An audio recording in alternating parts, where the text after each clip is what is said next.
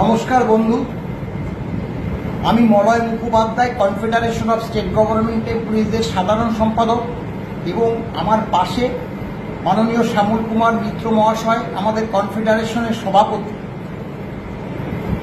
বন্ধু, আপনারা সকলেই জানেন যে গত 17ই মার্চ 2024 এর আগের যে ডিএ মামলাটি অনুষ্ঠিত হয়েছিল, তার পরবর্তী 4 মাস পর আগামী 15ই জুলাই 2024 আবার মামলাটা উঠতে চলেছে।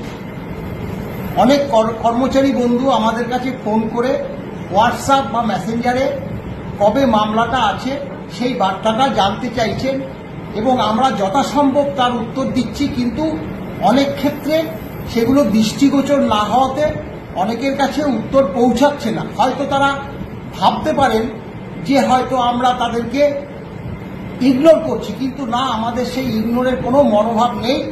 আমরা সেটা অনেক সময় ওভারলুক করে যাই বা ফোন করলেও অন্য ফোনে ব্যস্ত থাকার জন্য উত্তর দিতে পারি না। তাই আগামী 15ই জুলাই 2024 মাননীয় সুপ্রিম কোর্টের ঋষিকেশ রায় এবং মাননীয় প্রশান্ত কুমার মিশ্রের বেঞ্চে উঠতে চলেছে। তবে যেহেতু প্রায় এখনো